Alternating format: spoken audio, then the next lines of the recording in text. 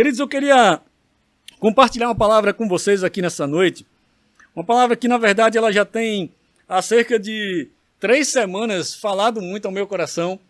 E toda vez que eu leio, que eu medito em cima desse texto, esse texto chama muito a minha atenção.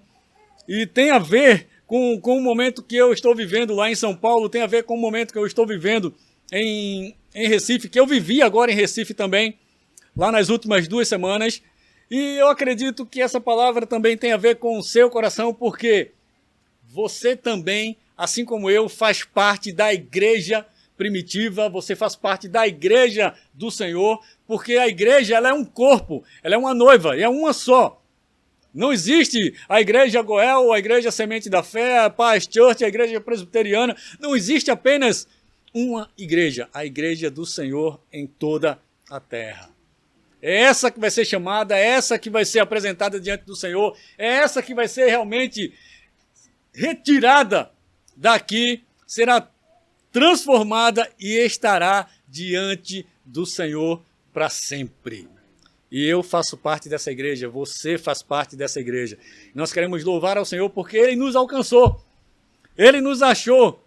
E é interessante que às vezes a gente procura muitas coisas e a gente não acha. Mas Deus, Ele sabe exatamente onde eu e você está. Ele sabe exatamente aquilo que eu e você passamos ao longo da nossa história e ao longo da nossa vida. Ele sabe que muitas vezes você procurou um pai e você não achou.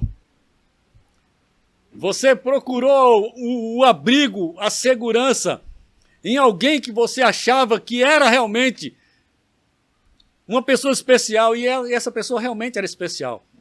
Mas Deus é o seu pai. Ele nunca desamparou você. Por mais que você em alguns momentos tenha dito, mas poxa, Deus me abandonou. Escute bem o que eu estou te dizendo nessa noite, porque Ele está falando para você nessa noite. Deus nunca te abandonou. Todas as vezes que você passou por momentos difíceis na sua vida, Ele carregou você no colo. E Ele te ama.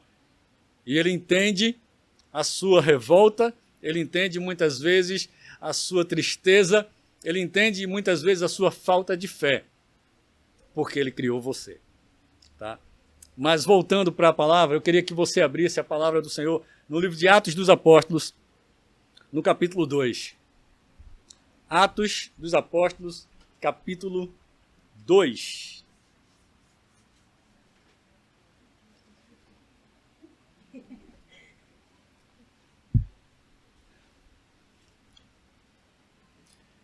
A partir do versículo 37, a palavra diz o seguinte, eu queria que você me acompanhasse, por favor.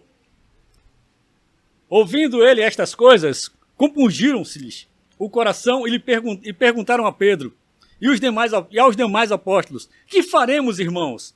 Respondeu-lhes Pedro, arrependei-vos cada um de vós e seja batizado em nome de Jesus Cristo para a remissão dos vossos pecados e recebereis o dom do Espírito Santo, pois para vós é a promessa, para vossos filhos e para todos que ainda estão longe, isto é, para quantos o Senhor nosso Deus chamar.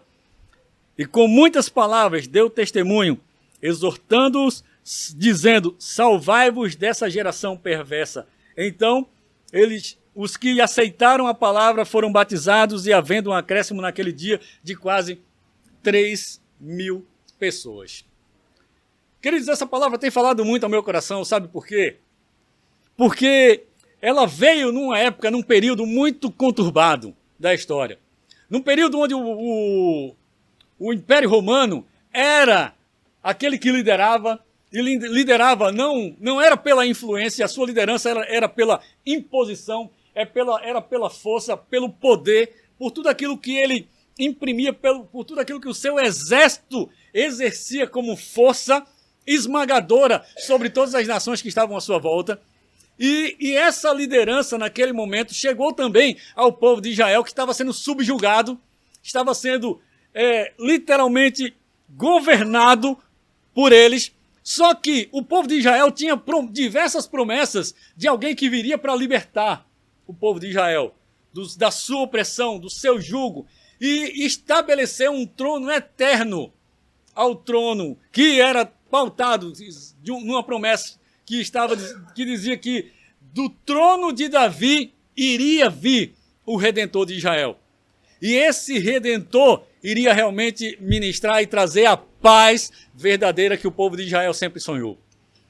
Não obstante a toda essa situação, o povo de Israel viu cumprir essa palavra, porque Jesus veio, Jesus nasceu, Jesus cresceu, Jesus teve um ministério tremendo em 3 anos, ele conseguiu fazer coisas extraordinárias que até hoje são lembradas por toda a humanidade.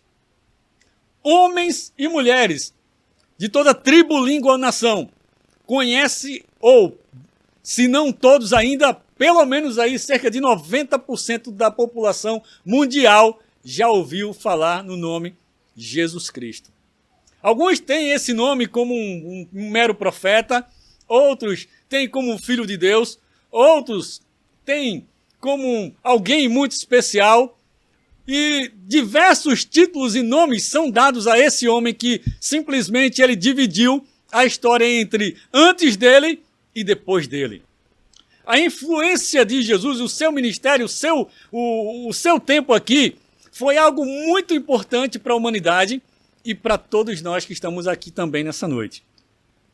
Por quê?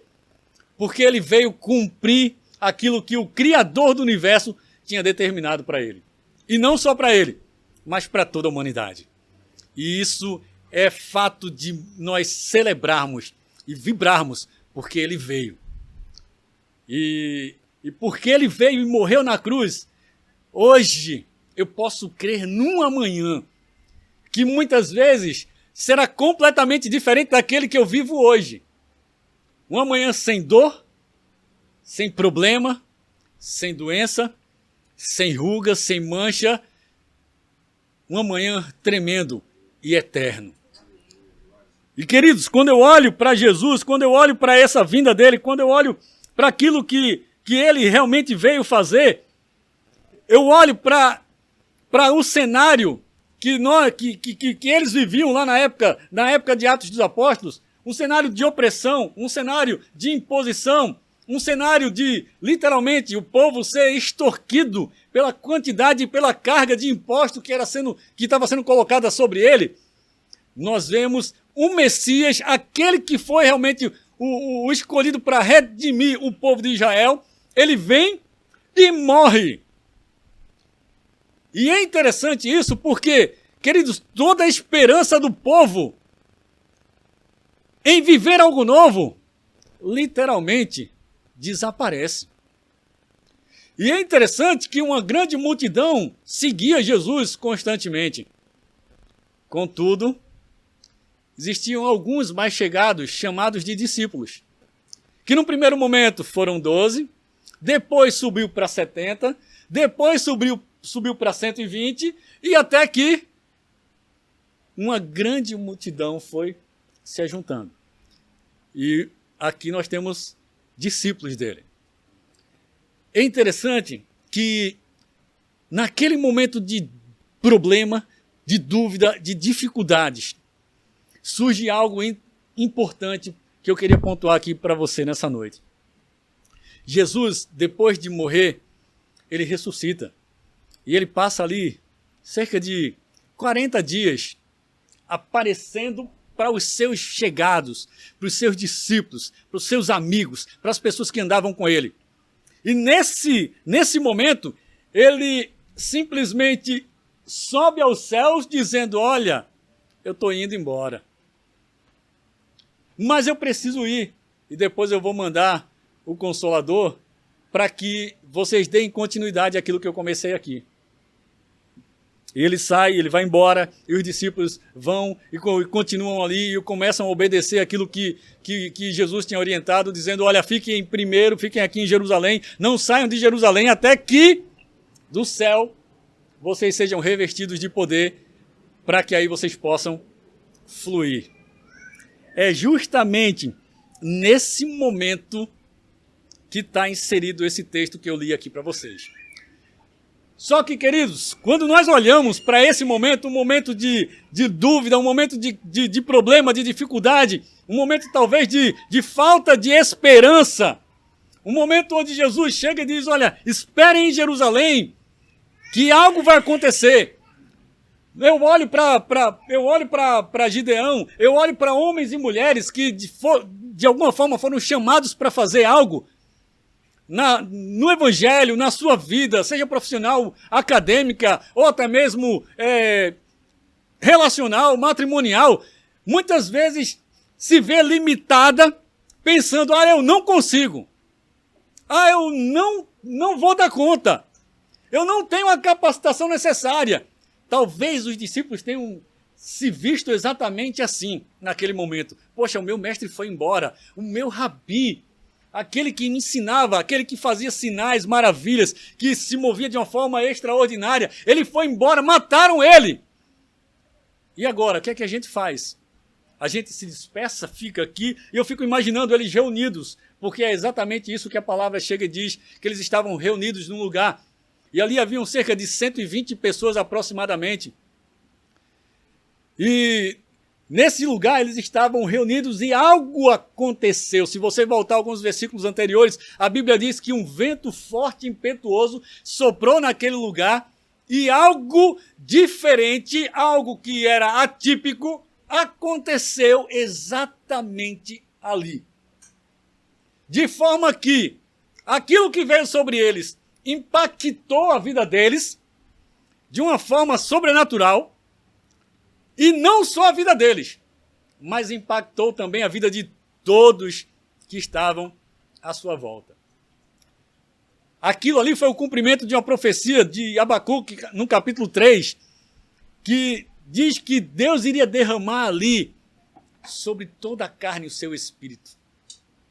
E é interessante que esse espírito foi derramado lá no dia de Pentecostes, também conhecido como uma das festas, uma das 3 principais festas do povo de Israel. Eu não vou entrar no detalhe da festa, até mesmo porque seus pastores já ensinaram aqui acerca das festas, as festas judaicas, mas também conhecida como ali a festa das 7 semanas, que era nada mais, nada menos do que a celebração de toda a colheita.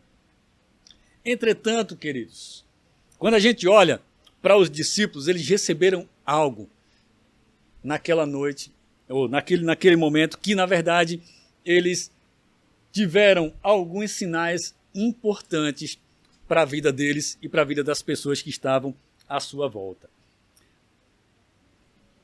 Contudo, queridos, quando nós olhamos realmente para essa situação, para esse contexto, nós olhamos também para esse momento que nós estamos vivendo como nação, no momento de insegurança, no momento de, literalmente,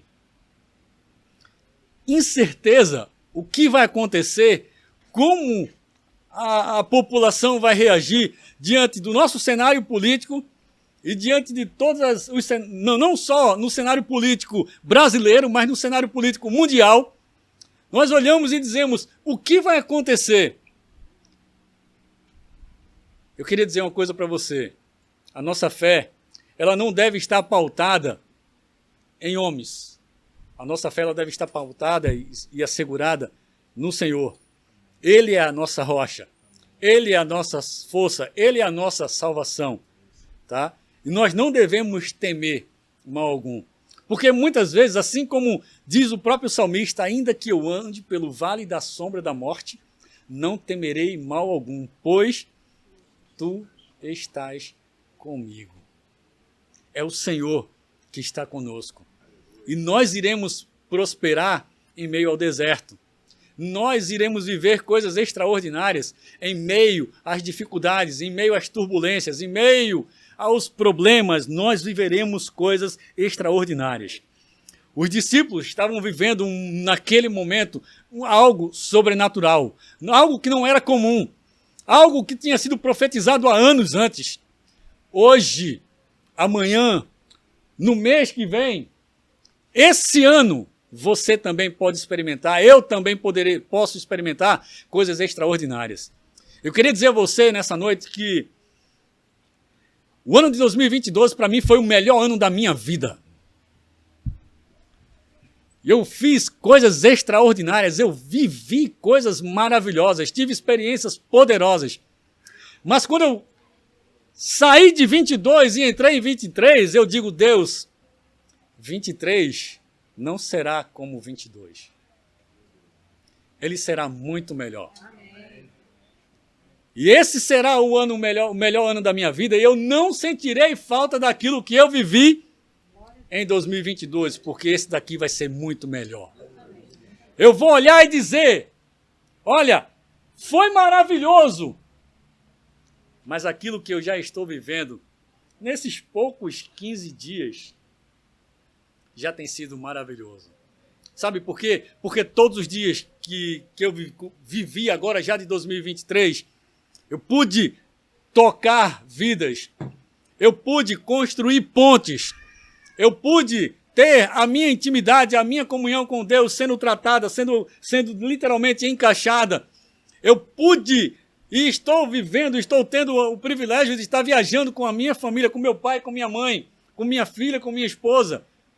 Por mais que seja talvez desconfortável num carro, passar horas ali juntos, a gente poderia, eu queria muito estar fazendo isso de avião, mas não deu ainda. Mas está sendo muito gostoso e a gente está tendo experiências maravilhosas entre nós e com as pessoas que estão à nossa volta.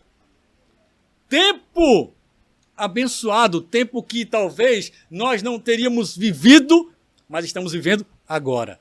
E eu estou feliz por isso estar acontecendo. Porque o ano já começou dizendo, vai ser diferente, vai ser poderoso, vai ser especial. E estar aqui com você nessa noite também está sendo algo promissor, sabe por quê? Porque a Igreja Goel, durante muito tempo, viveu coisas pequenas. E esse ano é ano de expandir, de avançar e colher coisas grandes. E vai colher se você colher. Mas eu acho que poucos aqui não querem, ou poucos não, muitos aqui não querem colher coisas grandes. Amém. Misericórdia. Eu quero que todos aqui queiram colher coisas grandes. Amém. Porque quando você quer colher coisa grande, a igreja cresce, porque a igreja é você. Permitam-me parafrasear nossos colegas, nossos irmãos, dizer, eu sou a Goel. Então você tem que dizer, eu sou a Goel, eu sou a igreja. Eu sou, porque Deus chamou você para esse lugar.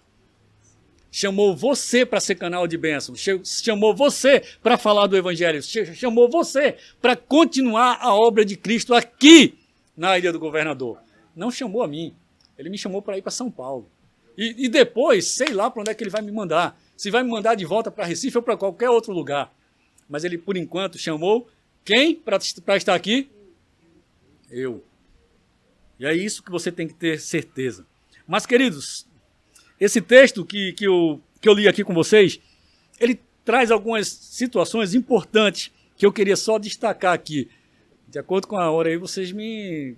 Porque vai falando e a gente termina perdendo... Tá? Então, eu queria destacar algumas coisas aqui acerca desse texto que nós falamos aqui, lemos aqui. Tá? Primeiro que esse texto, ele vai falar aqui de alguns efeitos que aquele evento poderoso, o vento que soprou sobre a vida deles, trouxe, primeiro no povo. Por quê? Quando eles chegaram e disseram ali, olha, ouvindo eles estas coisas, compungiu-se-lhes o coração. Sabe, eu estava lendo o evangelista Moody, ele dizendo que, na verdade, esse compungir-se ou entristecer-se ou entretecer-se, ele é algo que é como se o coração deles tivessem assumido a verdadeira culpa pela morte de Jesus Cristo lá na cruz do Calvário. Eles estavam ouvindo ali, eles viram aquele evento, homens profetizando, falando em línguas estranhas, em línguas repartidas como de fogo, aqueles sinais, tudo aquilo que aconteceu. impactou de tal forma que quando Pedro começou a falar, dizendo, olha, quando eles viram aquilo trouxe a real percepção e disse, poxa, eu sou culpado da morte daquele homem. E eles compungiram-se ali no seu coração e eles disseram, olha, diante disso, que faremos, pois, então? O que é que eu farei? Diante do chamado de Deus na sua vida, talvez você faça a mesma pergunta. Tá bom, Senhor, eu ouvi aquilo que o Senhor deseja de mim. Mas o que é que eu vou fazer? Para onde ir? Como iniciar? De que forma vou fazer isso? E essa pergunta é uma pergunta natural, mas importante. Porque Pedro, depois, diante da pergunta que eles fizeram ali, e é interessante que essa pergunta não foi feita apenas para Pedro, mas para os demais apóstolos, porque todos realmente perceberam a situação e estavam atônitos e dizendo, olha, e agora? O que é que eu faço? O que é que eu faço? E aí eles chegaram e disseram, primeira coisa, cada um arrependa-se. Não há perdão de pecados se não houver arrependimento. Não há de forma alguma. Se você errou, se você pecou, a primeira condição para o perdão é o arrependimento. Imagina só, quando nós somos homens e nós erramos em alguns momentos na nossa vida. Em alguns não. Foi até econômico naquilo que eu falei. Em muitos momentos da nossa vida, nós erramos. Porque somos imperfeitos. Contudo, queridos, quando eu erro contra o Kleber,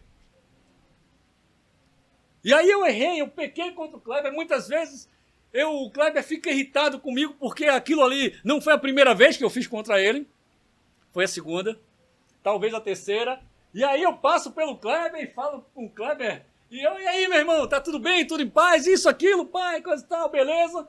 E o Kleber fica olhando ali, poxa, mas o cara já fez isso 3 vezes comigo. E ele passa por mim, às vezes, como se nada tivesse acontecido. Kleber provavelmente vai se sentir chateado. Não porque ele não é capaz de perdoar,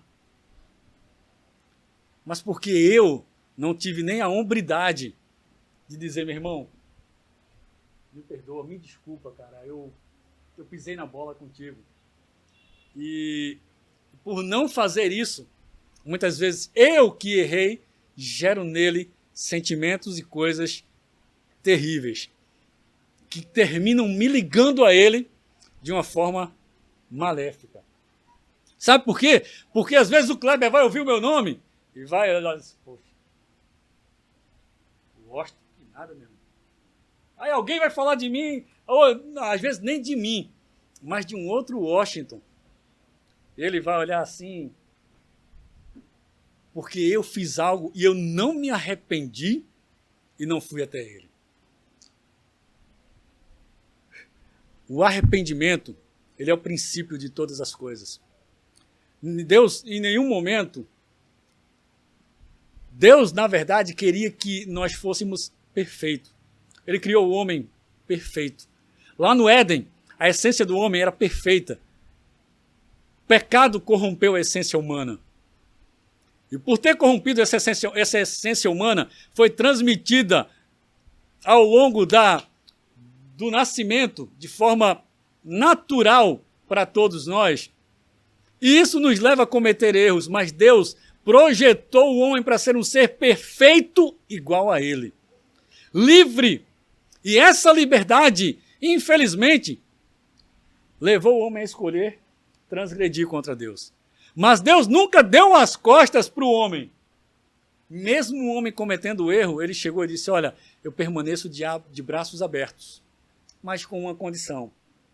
Se você vir até mim arrependido daquilo que fez. O arrependimento é uma condição sine qua non para que relacionamentos, sejam eles horizontais ou verticais, sejam restaurados. E aí, à medida que nós nos arrependemos e vamos realmente a outra pessoa que nós pecamos contra ela, há uma mudança. Então Pedro chega e diz, primeiro, arrependei-vos, ou arrependam-se daquilo que vocês cometeram. Segundo, seja batizado e receba a remissão de pecados, ou seja, aceite o perdão, desfrute do perdão. Se você se arrependeu e você pediu perdão, desfrute do perdão que Deus já lhe deu. Não seja muito autocrítico, porque muitas vezes nós pedimos perdão, Deus nos perdoa e nós dizemos, mas eu pequei, mas eu fiz isso. E aí nós não conseguimos nos perdoar e isso nos adoece. Isso nos limita e isso não permite que a gente exerça ou viva extraordinariamente. Então, além de arrepender-se, receba o perdão. Porque depois que você pede perdão, a palavra de Deus diz que o Senhor lança no mar do esquecimento aquilo que você fez. Ele não se lembra mais. Terceiro, receba o dom do Espírito Santo. O dom do Espírito Santo é dizer, olha, eu sou templo, eu sou morada. Eu recebo aquilo que vem como um revestimento de poder sobre a minha vida. Eu recebo a capacitação necessária, aquilo que eu preciso, o poder, aquele poder literalmente, de uma dinamite, um poder destruidor, para que me capacite para aquilo que Cristo preparou para mim e para você. Então, nós precisamos entender isso. Precisamos realmente viver isso. E estar realmente convicto de que Deus nos chamou para viver algo extraordinário. E se eu não me acho extraordinário, não se preocupe. Ele lhe dá o que precisa para que você viva como um extraordinário. Somos improváveis. Deus nos fez improváveis, está escrito lá em Coríntios, para confundir aqueles que se acham tão prováveis. E é por isso que nós estamos aqui nessa noite. Mas também, queridos, no texto, a partir do versículo 42, mostra alguns efeitos importantes que houveram na igreja do Senhor Jesus. Então, eu queria que você abrisse aí aqueles que fecharam no versículo 42 do capítulo 2 de Atos.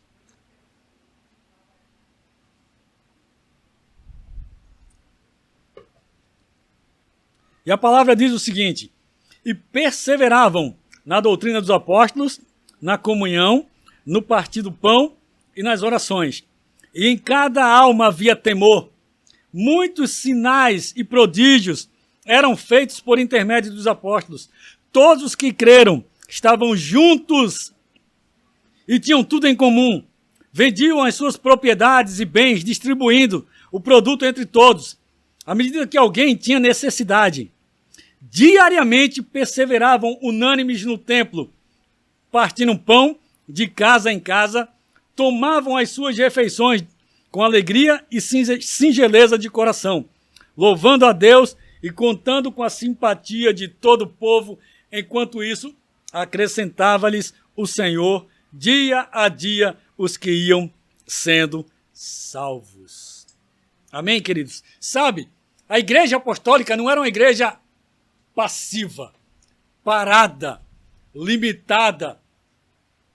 A igreja era uma igreja proativa. Era uma igreja que via além. Era uma igreja que estava sempre disponível para servir, para atuar, para viver, para estar realmente vivo e em movimento. A própria palavra eclesia, que quer dizer chamados para fora, mostra uma igreja em movimento. Não mostra uma igreja presa, enclausurada ou até mesmo um clube de santos. Mostra que a igreja em si, ela foi chamada para viver num movimento gradual, progressivo e eterno, para que nós possamos não só nos limitar e pensar nas coisas daqui, mas pensar nas coisas do céu. Porque aquilo que nós fazemos aqui ecoa na eternidade. E quando nós entendemos isso, nós não nos cansamos, mas estamos sempre disponíveis para servir. Então a igreja, a gente percebe no versículo que eles perseveravam na doutrina, eles viviam aquilo que eles aprenderam. Eram pessoas que estavam ali com os apóstolos dia a dia. A igreja primitiva começou perdida e sem saber o que fazer, porque o seu líder principal tinha morrido e tinha ido para o céu. Ficaram agora aqueles que estavam andando com ele durante 3 anos. E esses começaram a repetir, a falar e testemunhar. E continuaram exercendo o ministério de Jesus. E eles perseveravam, a igreja olhava para aquilo e dizia, não, eu quero viver isso. Não, nós vamos continuar. Isso depois do revestimento de poder que eles receberam, eles realmente disseram, eu vou persistir em ouvir enquanto eles estiverem ensinando. Ah, os apóstolos estão falando, então eu vou estar aqui, ó. Marta e Maria, todos nós conhecemos a história. Uma estava preocupada com os afazeres, a outra estava preocupada com o aprendizado. Não sei quem você é nesse momento. Eu sei que em todos os momentos, em toda a vida, nós muitas vezes temos um pouco da Marta e um pouco da Maria. Mas, queridos, a igreja ela deve estar constantemente buscando aprender coisa nova. Buscando aprender a palavra, buscando viver a doutrina dos apóstolos, buscando viver os princípios e os valores que Cristo deixou na sua palavra, para que eu e você vivêssemos. Então a igreja, um dos efeitos poderosos que aconteceu na igreja primitiva e que deve estar presente na nossa vida, na nossa igreja, é que nós devemos buscar aprender todos os dias. Todos os dias nós devemos aprender. Uma igreja viva. E é interessante que quem aprende não é enganado facilmente. A igreja de Bereia, ela ouvia os seus pregadores, mas ela ia conferir para saber se o pregador estava usando o texto de forma correta. É assim que vocês devem fazer também. Hoje, vocês fazem parte do rebanho aqui da Goel, mas, queridos, normalmente as pessoas hoje em dia são pastoreados por um universo tão grande de pastores, de líderes, de pastoras ao longo do mundo, porque a internet, ela nos proporciona muitas coisas. Então você precisa honrar a sua autoridade, o seu pai, o seu pastor, o seu apóstolo, e você precisa aprender, continuar aprendendo. E se tiver dúvida, vá até ele. Mas aprenda todos os dias. Seja ativo. Segundo, que aqui o texto fala também, que os apóstolos eles perseveravam em comunhão. E é interessante comunhão, porque muitas vezes a gente acha que comunhão é estarmos aqui no culto de celebração. Ah, você viu seu irmão durante a semana? Não. É interessante, eu estava lá em Recife, eu fiz 3 perguntas a uma pessoa que eu estava conversando com ela sobre comunhão. E a primeira pergunta que eu fiz para essa pessoa foi, olha, fulano, nesse mês que passou, você por acaso mandou uma mensagem para alguém que não era da sua família, mas alguém da igreja, de forma que você foi boca de Deus para abençoar aquela pessoa? E aí eu estava falando no âmbito de igreja. E aí ela parou e pensou e disse, não. Nos últimos 2 meses, então, você por acaso saiu da sua casa e foi visitar algum irmão da igreja ou alguma pessoa do seu oikós, do seu convívio, do seu ciclo de amizade ali, que você está falando de Jesus para ela, você foi visitar alguma pessoa na casa dela? E ela chegou e disse, não. Eu vou aumentar o tempo.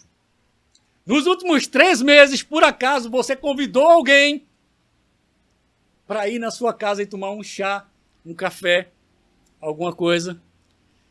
E ela chegou e disse, não.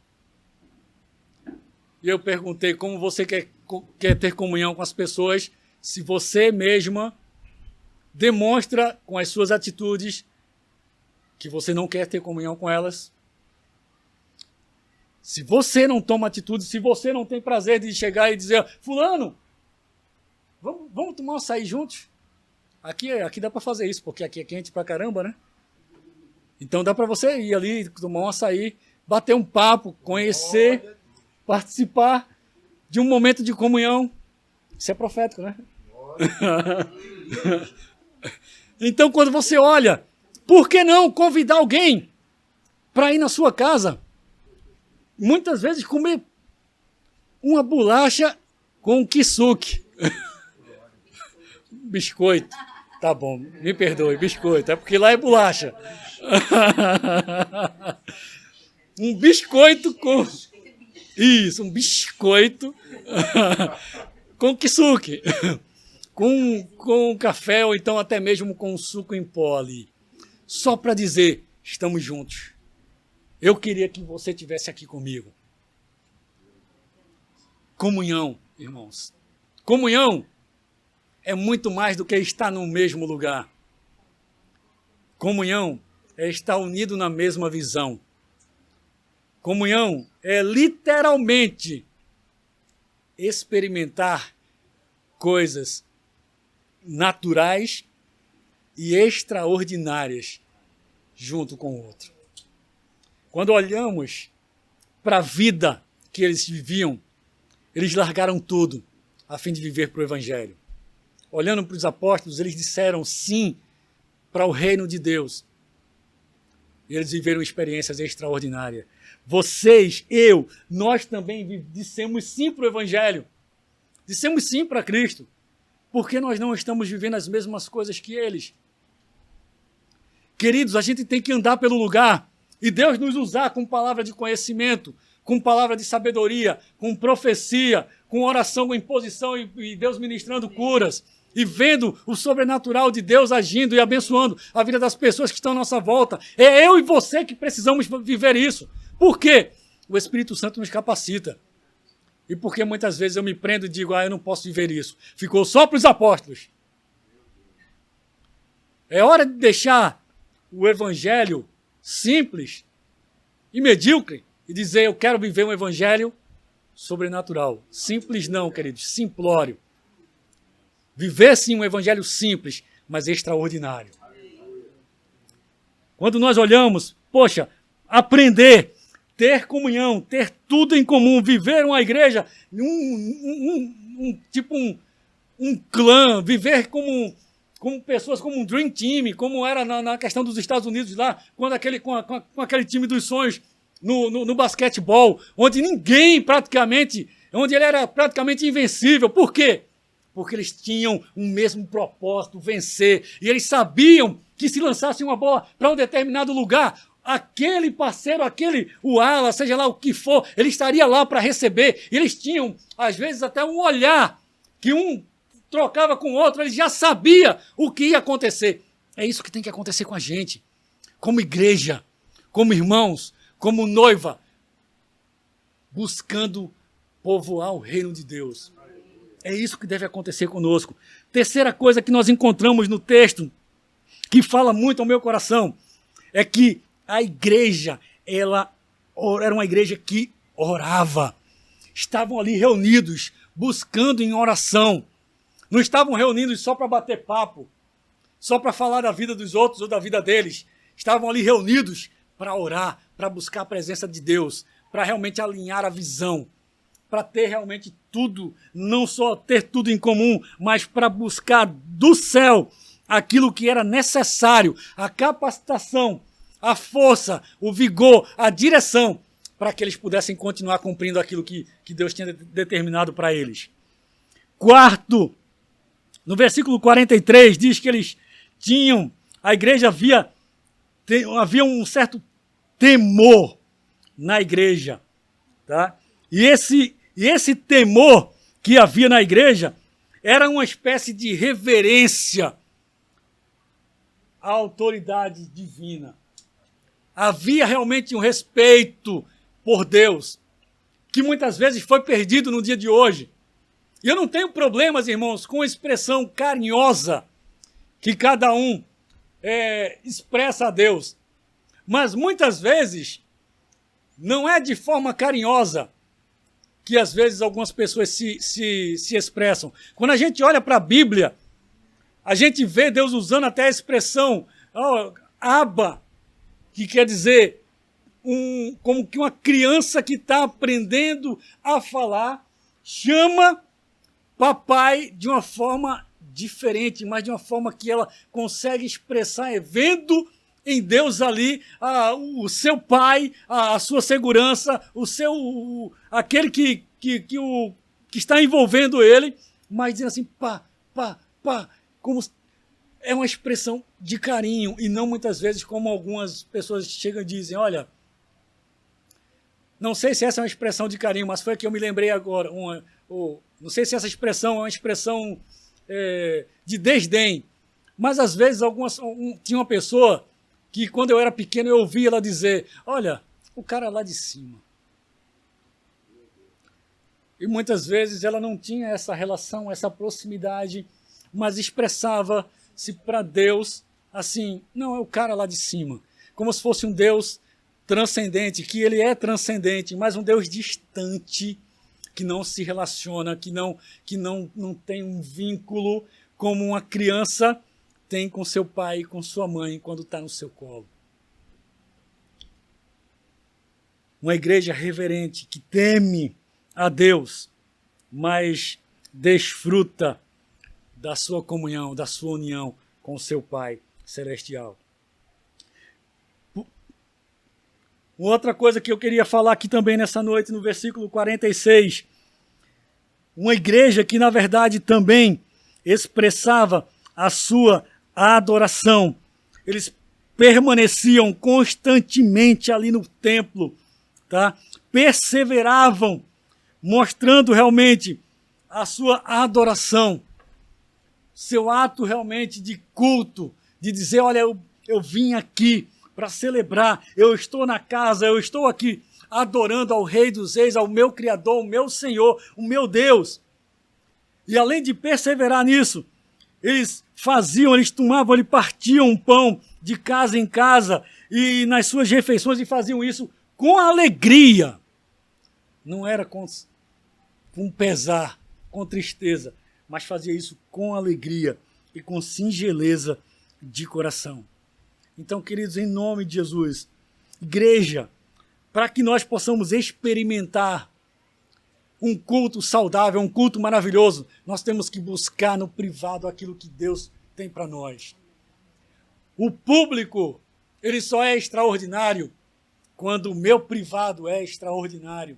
Quando eu ouço Deus falar no meu privado, quando eu busco limitar e crucificar muitas vezes a minha carne, a fim de que o evangelho ele nasça de dentro para fora e ele gere aquilo que o próprio Cristo disse, uma fonte de águas vivas. Se você beber da água que eu lhe der, você nunca mais terá sede, porque dentro de você fluirão rios de água viva. É essa água que nós precisamos exalar, essa água,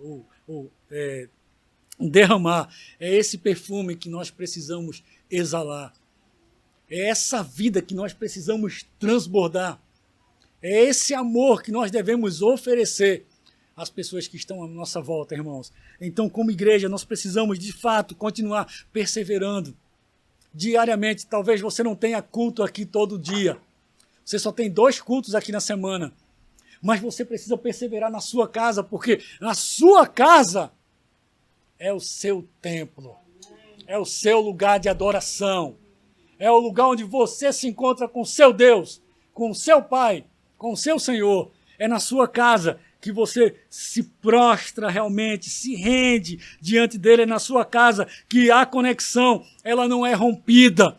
É na sua casa que você ouve a voz do seu Deus. É na sua casa que você se quebranta, que você realmente tira as suas máscaras. É na sua casa que você tira as vestes sujas e diz, Senhor, purifica-me. É na sua casa. E aí quando acontece isso, irmãos, é o que a Bíblia fala, é o que a Bíblia conclui no texto que nós lemos. Poxa, louvando a Deus e contando com a simpatia de todo o povo. Enquanto isso, acrescentava-lhes o Senhor, dia a dia, os que iam sendo salvos. Quando nós vivemos de forma intensa, vivemos em comunhão, vivemos buscando no privado e no público o sobrenatural de Deus, vivemos realmente com temor, com tremor, vivemos alinhados à mesma visão, à mesma missão do reino de Deus, não é só da igreja, mas do reino de Deus. Quando nós entendemos que nós precisamos nos relacionar com o nosso Pai e com os nossos irmãos, nós vivemos como uma igreja pura e verdadeira. Com muitos membros, mas uma igreja poderosa em Deus, não em mim, não em você, não em nós, mas poderosa nele. Ele é a fonte de todo o poder que nós precisamos. Ele é a fonte de toda a palavra que nos limpa, que nos purifica. E eu queria convidar você nessa noite a ficar de pé, pelo menos aqueles que puderem, tá? E cantar esse cântico junto conosco. E eu queria que você cantasse esse cântico não como apenas uma música, mas eu queria que você cantasse esse cântico como uma oração diante do Senhor. Como realmente algo que vai mover o seu ano, a sua vida durante 2023. Deus tem coisas para nós individualmente e como igreja. Mas eu só vou acessar elas se primeiro eu me abrir por inteiro junto do Senhor. E se eu me relacionar e tiver a mesma visão como igreja. O próprio Jesus disse, lá no livro de João, no capítulo 17, no versículo 21, se eu não me engano, deixa eu ver aqui. Isso. 20, a partir do 20. E rogo não somente por estes, mas também por aqueles, para que pela sua palavra hão de crer em mim, para que todos sejam um, assim como tu, ó Pai, és em mim, e eu em ti, que também eles sejam um em nós, para que o mundo creia que tu me enviastes. Nós precisamos ser um, como o Pai em Cristo é, para que o mundo, para que as pessoas vejam quem se revelou através de mim e de você. Então que ele se revele, em nome de Jesus.